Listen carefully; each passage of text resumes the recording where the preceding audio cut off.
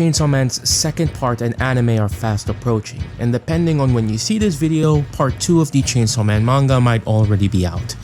And I have been invited to join an initiative started by a fellow content creator, Kardiac K, One Unchained Moment, where I and fellow other AniTubers talk about our favorite moments in Chainsaw Man Part 1. Now, the title alone probably has you puzzled. The worst moment in Chainsaw Man? Well, yes, it is the worst chapter in the series, to me at least, but not because it's bad. In fact, it's the worst in a good way. Now, for a while, I wanted to look at this chapter in more depth, devoid of a full-scale analysis of Aki Hayakawa.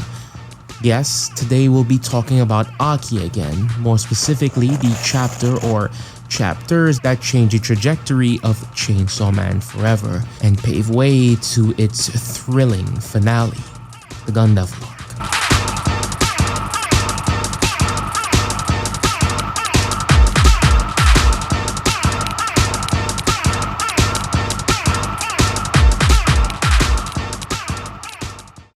Clickbait aside, the Gun Devil arc is the worst arc in Chainsaw Man because it's so good at what it set out to do. But we're not going to talk about the entire arc and not even its conclusion. Today, I just want to focus on the fight between Aki and Denji. This is beautiful on all fronts. From the art direction to the story being told, the paneling switching back and forth to this melancholic snowball fight that's gonna cement itself as a legendary anime moment when we get this anime later this year, hopefully, to a chaotic scene of blood and gore as the streets and surrounding areas are turned into rubble. The Gun Devil arc perfectly encapsulates everything great about Chainsaw Man and everything wrong about Chainsaw Man. In a good way. In a good way. When I say wrong, I don't mean to criticize the series, but more or less how it makes us feel as viewers, the negative emotions that we feel specifically.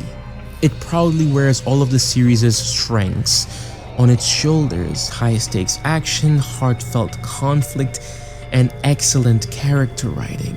It's a bitter payoff to something that had been foreshadowed earlier, as it instills the audience with anxiety because if the future that the future devil saw for Aki came true, then certainly power would be next.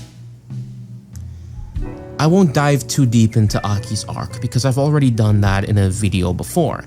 In fact, I've done quite a few Chainsaw Man videos. If you are new here, please go watch those other videos once you're done with this. And if you're an old subscriber, I'm sure you've been waiting for a new Chainsaw Man video for quite a while now, so here you go. Thank me later. This chapter hammers in something that I didn't think about until scripting this video. Chainsaw Man's story follows in the footsteps of classic Greek tragedies like Icarus, Pandora's Box, and so forth.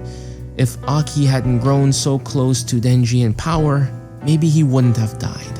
He was essentially punished for showing compassion to devils, for changing as a man, maturing. And it's not fair. His final moments remind me of, somewhat, at least, of two of my favorite characters from the modern masterpiece, Avatar: The Last Airbender. These characters being Jet and Zuko. Specifically how Jet's story mirrors that of Zuko and the conclusion he meets on the brink of change, just like Aki, death. Unlike Aki though, Jet isn't killed by his friend. But back to Chainsaw Man. This is some of the series' strongest writing, and it's primarily told through its imagery. Fujimoto, in my opinion, has always leaned into the visual storytelling that could only be achieved in a visual medium such as manga or comic books, as much as he uses his traditional dialogue. And I feel like that aspect of Chainsaw Man and manga in general is ignored, but that's for another time, so stay tuned. If you do want a sort of spoiler as to what I'm talking about, I suggest you look at my other Chainsaw Man video when I talk about powering Denji, and my Attack on Titan video on why I talked about the reasons that I enjoyed the finale of Attack on Titan and how I feel about Eren Yeager in that moment overall. You'll get an idea of what I mean about manga being a visual medium and how it's ignored through those videos. Chapters 76 to 79 has stuck with me ever since I read them, from the suspenseful knocking of the apartment door to the realization of Aki being the gun devil through Power's disbelief at such. I cannot describe the brilliance in the subtlety of Power simply saying the scent at the door is Aki's. It can't be the gun devil, that's crazy. This is one battle that you don't want Denji to win. I remember pleading for Aki to snap back to his senses. Please!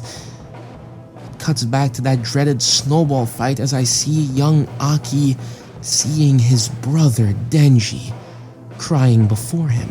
It's over, I thought. Finally! Aki's about to snap back to reality, and then I remember. This is Chainsaw Man, where things don't go as planned. There's no fairy tale happy ending here. Aki Hayakawa dies, by Denji's hand no less. I haven't felt this crush reading a manga since Rurouni Kenshin, where a similar subversion of my expectations played out.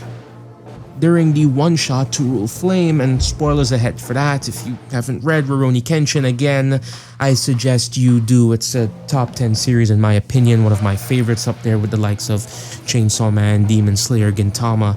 But moving forward, during this one-shot, we're introduced to two little girls who are close to our main character, Yumi, at least one of our main characters of this chapter, this spin-off.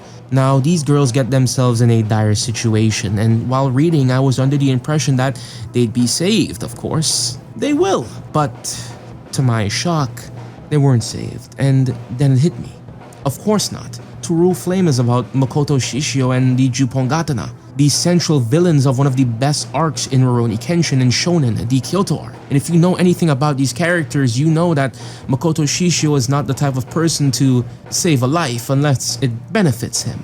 These guys won't step in and save the day, it would be out of character. And that's when I snapped back into reality. A reality that I did not want to face, but I was forced to.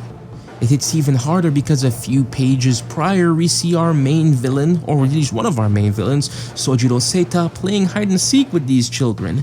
And given my knowledge of where this character ends up at the end of the series and his overall arc, yeah, I was expecting something different. I was expecting Sojiro to come in there and save these two little girls before they were killed. But it didn't happen. Just like within Chainsaw Man. It takes a certain skill that these mangaka possess to be able to play with our emotions and our expectations in such a profound way, subverting cliche tropes within its genre that blow my mind sometimes. Series like Chainsaw Man, Gintama, Rurouni Kenshin, JoJo's Bizarre Adventure, Full Metal Alchemist, Attack on Titan, they all push the genre in such interesting ways, and that shouldn't be ignored. Tatsuki Fujimoto has shown that he can stand on equal footing with his contemporaries in the magazine, and even series from days long gone. And that, to me, is profound. Thank you all for watching. This is Grim Toki. This has been Beyond Animation, and if you like Chainsaw Man, then please subscribe. I'll definitely be making more videos on the anime and the sequel manga when they both come out. And I'm sure you don't want to miss any of that if you like this kind of analytical, heavily edited content. I'm almost at 5,000 subscribers, and I'd appreciate if you join me on this wild ride. Let me know your favorite moment in Chainsaw Man down in the comments below. And with that out of the way, I'll see you in the next one. Peace.